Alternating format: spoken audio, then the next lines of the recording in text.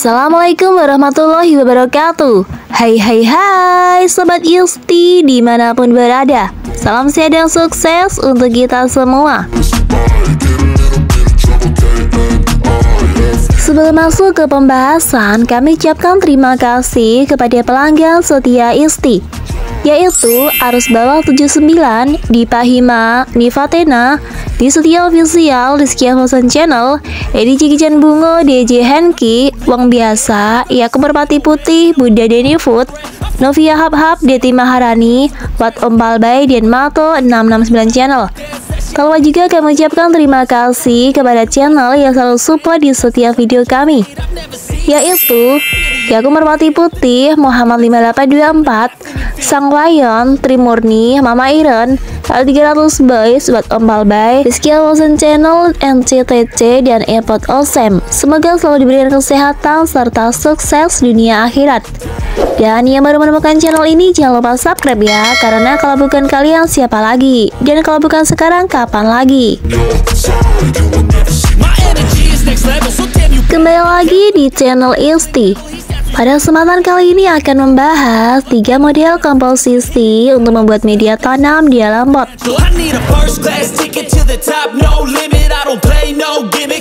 Bagi sobat Isti yang hobi berkebun di rumah, pastinya pernah mendengar istilah tabung pot, bukan? Metode ini merupakan singkatan dari tanaman buah di dalam pot.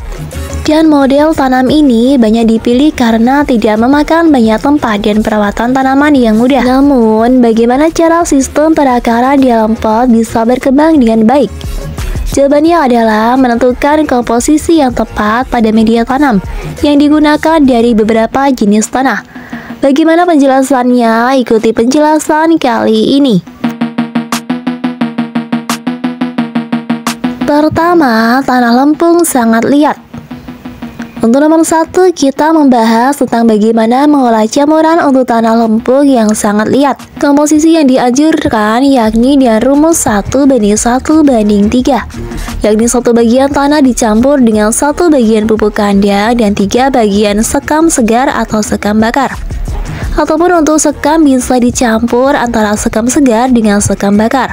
Dan hindari menggunakan abu sekam sebagai campuran media tanam, sebab dalam kondisi tertentu udara, kombinasi abu sekam dengan tanah akan menghasilkan efek seperti lumpur, yang mana hal itu justru membuat drainase udara dan aerase dalam media tanam kurang lancar. Dan dalam kondisi ini, pertumbuhan akar akan terhambat karena adanya penggenangan udara di dalam tanah.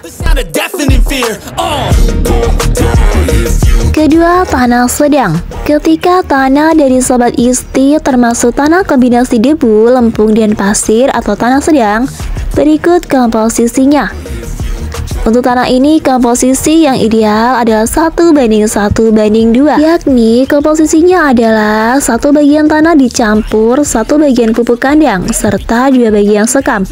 Dan komposisi ini perlu disesuaikan dengan kebutuhan tanaman, karena akan berbeda antara tanaman satu dengan tanaman lainnya. Terakhir, tanah pasir. Jika tanah yang sobat Isti gunakan memiliki faksi pasir yang dominan, maka tanah tersebut digolongkan sebagai tanah ringan. Dan jenis tanah ini biasanya ada di sekitar gunung berapi yang masih aktif. Pasir ini bertekstur sangat rapuh atau cenderung rapuh, meskipun mudah diolah, baik dalam kondisi basah atau kering. Tanah jenis ini umumnya kurang akan kandungan bahan organik, sehingga sangat mudah meneruskan kelebihan udara.